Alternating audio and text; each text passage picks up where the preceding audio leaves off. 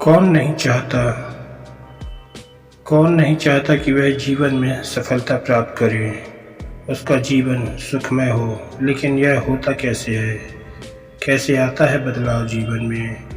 आइए जानते हैं इस बदलाव की कहानी में।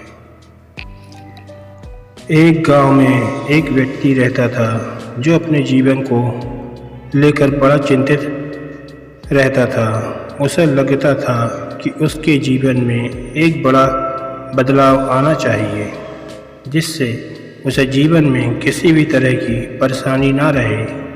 उसके पास खूब धन हो और उसकी खूब प्रसिद्धि हो, वह जहाँ जाए उसे सम्मान मिले।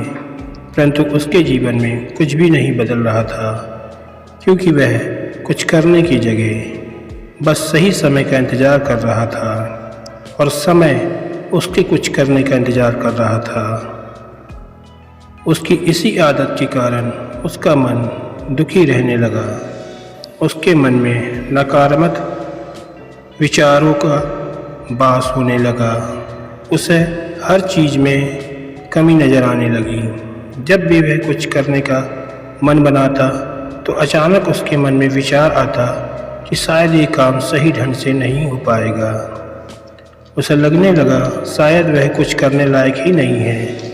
इसका परिणाम यह हुआ कि उसका जीवन पहले से भी ज़्यादा दुखमय हो गया। उसे समझ नहीं आ रहा था कि वह इस परिस्थिति से कैसे बाहर निकले, कैसे वह कोई ऐसा काम करे जिसमें वह सफल हो सके।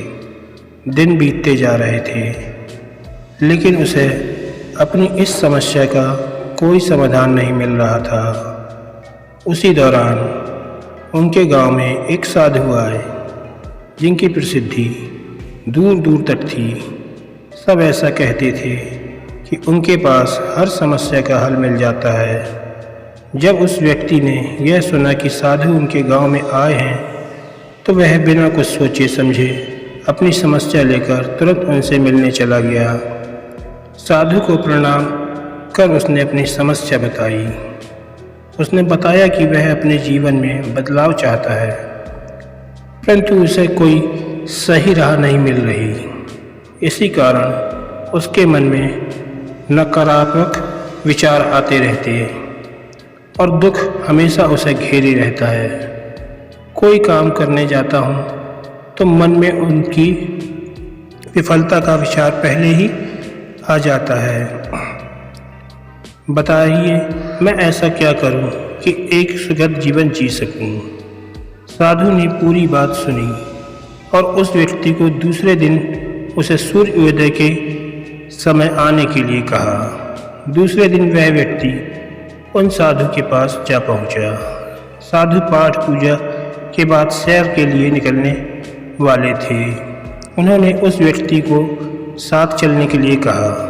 चलते चलते वह एक खेतों के पास पहुँचे। गेहूं की फसल की तरफ इशारा करते हुए साधु ने पूछा, क्या तुम बता सकते हो इस खेत में यह फसल कैसे लगी होगी? जी, पहले खेत को जोता गया होगा, फिर उसमें बीज डाला गया होगा, उसके बाद समय समय पर पानी दिया गया होगा, तभी यह फसल उगी होगी।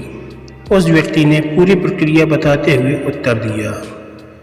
थोड़ा आगे और चलने पर उन्होंने देखा कि एक खेत में घास ही घास थी। एक बार फिर साधु ने उस व्यक्ति से पूछा, क्या तुम बता सकते हो इस खेत में यह घास किसने लगाई होगी? महाराज, घास कौन उगाता है? यह तो अपने आप उग जाती है। जब खेत में किसी और चीज़ का बीज नहीं डाला जाएगा तो घास ही उगेगी। उस व्यक्ति ने एक बार फिर से साधु के प्रश्न का उत्तर दिया। बस तुम्हारे इन्हीं उत्तरों में ही तुम्हारी समस्या का हल छिपा है। साधु ने उस व्यक्ति को समझाना शुरू किया।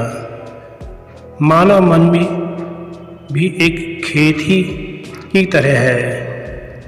इसमें तुम जो भी बीज डालोगे तुम्हें वही फसल मिलेगी। अगर तुम इस पर काम करते रहोगे, इसमें सकारात्मकता के बीज बोते रहोगे, तो यह तुम्हें फसल की ओर बढ़ाएगा, और यदि तुम अपने भविष्य की चिंता में वर्तमान का समय भी नष्ट करोगे तो दिमाग में नकारात्मकता की वृद्धि होगी। बदलाव तभी संभव है जब हम व्यर्थ की चिंता को छोड़कर और सही समय की प्रतीक्षा न करते हुए अपने वर्तमान में ही वो कार्य करें जो हमें करना है। उस व्यक्ति को यह बात समझ में आ गई कि अगर मन को सही दिशा में लगाना है तो उसे सही दिशा की तरफ बढ़ाना होगा। मन रूपी खेत का सही प्रयोग ही जीवन में बदलाव का ला सकता है। ऐसे खाली छोड़ देने से इस पर आलस और नकारात्मकता अपनी सत्ता जमा लेते हैं। मन के कहे पर मत चलिए, बल्कि मन को अपने कहने पर चलाइए। एक बड़ी इमारत बनने की शुरुआत भी एक ईंट रखने से ही होती है, और उस ईंट की तरह अपनी छोटी छोटी कोशिशों को जोड़कर आप एक बड़ा मकान हासिल कर सकते हैं। ज़रूरत है तो बस एक शुरुआत की। दोस्तों, मुझे ऐसा लगता है यह बदलाव की कहानी कई लोगों के जीवन से मिलती जुलती है। हम में से कई लोग ऐसे होते हैं जो आज का काम कल पर, या यूँ कहें हमेशा के लिए टालते रहते हैं। इसके साथ ही शिकायत भी करते रहते हैं कि न जाने कब हमें सफलता मिलेगी। यदि आपके साथ भी ऐसा ही होता है तो हमें कमेंट बॉक्स के ज़रिए अपने विचार ज़रूर बताइए। धन्यवाद।